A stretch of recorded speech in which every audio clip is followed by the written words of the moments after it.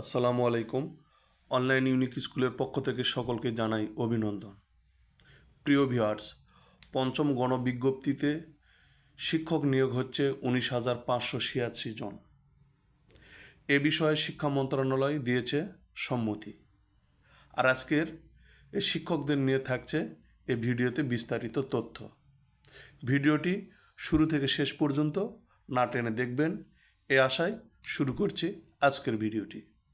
প্রিয় viewers, police verification কার্যক্রম চলমান অবস্থায় বেসরকারি শিক্ষক নিবন্ধন ও প্রত্যয়ন কর্তৃপক্ষ এনটিআরসিএ পঞ্চম গণবিজ্ঞপ্তিতে সুপারিশপ্রাপ্ত প্রার্থীদের মধ্যে 19,586 জন প্রার্থীকে বেসরকারি শিক্ষা প্রতিষ্ঠানে প্রবেশ পর্যায়ে শিক্ষক পদে নিয়োগ দিতে সম্মতি দিয়েছে শিক্ষা মন্ত্রণালয়। জানা গেছে, মঙ্গলবার শিক্ষা মন্ত্রণালয়ের মাধ্যমিক ও উচ্চশিক্ষা বিভাগের বেসরকারি মাধ্যমিক 2 শাখার এক তথ্য বিজ্ঞপ্তিতে এ বিষয়ে জানানো হয়েছে। উপসচিব মোসাম্মিদ সুহেল মাহমুদ স্বাক্ষরিত বিজ্ঞপ্তিতে বলা হয়েছে, বেসরকারি শিক্ষা প্রতিষ্ঠানসমূহের শিক্ষক সংকট দূরীকরণ ও মানসম্মত শিক্ষা নিশ্চিতকরণের লক্ষ্যে বেসরকারি শিক্ষক নিবন্ধন ও প্রত্যয়ন কর্তৃপক্ষ এনটিআরসিএ কর্তৃক পঞ্চম গণবিজ্ঞপ্তির আওতায় পুলিশ ভেরিফিকেশন কার্যক্রম চলমান অবস্থায় অস্থায়ী ভিত্তিতে নিয়োগের লক্ষ্যে সুপারিশ প্রদানে এ মন্ত্রণালয় সম্মতি দিয়েছে। প্রিয় ভিউয়ার্স, যারা পঞ্চম গণবিজ্ঞপ্তিতে শিক্ষক হতে ইচ্ছুক তাদের ক্ষেত্রে চূড়ান্ত সুপারিশ পেতে আর কোনো বাধা থাকছে না। ইনশাআল্লাহ আপনারা অতি সত্বর নিয়োগ পেয়ে যাবেন। তবে এই নিয়োগের ক্ষেত্রে শিক্ষা মন্ত্রণালয় থেকে 3টি শর্ত দিয়েছে। এই শর্তর ব্যত্যয় ঘটলে নিয়োগ থেকে অনেকে বঞ্চিত হবেন। তো জেনে নেওয়া যাক শিক্ষা মন্ত্রণালয় কর্তৃক প্রদত্ত সেই 3টি শর্তে কি থাকছে।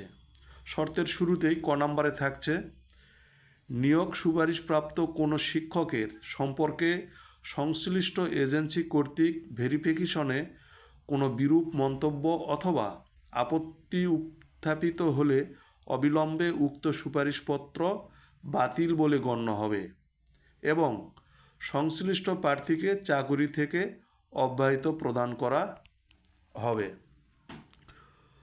খ নম্বর, প্রার্থীর নিরাপত্তা অর্থাৎ পুলিশ ভেরিফিকেশন বিরূপ মন্তব্য পাওয়া গেলে বেসরকারি শিক্ষক নিবন্ধন ও প্রত্যয়ন কর্তৃপক্ষ এনটিআরসিএ মন্ত্রণালয়কে অবহিত করতে হবে।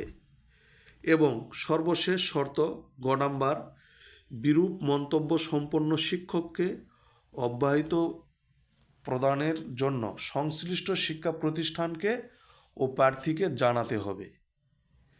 প্রিয় ভিউয়ার্স, এই শর্তগুলো মেনেই এনটিআরসি আপনাদেরকে স্থায়ীভাবে সুপারিশ করবে, তবে প্রাথমিক পর্যায়ে অস্থায়ী ভিত্তিতে আপনারা নিয়োগ পাবেন। তো আশা করছি অতি শীঘ্রই আপনাদের এই নিয়োগ শুরু হয়ে যাবে।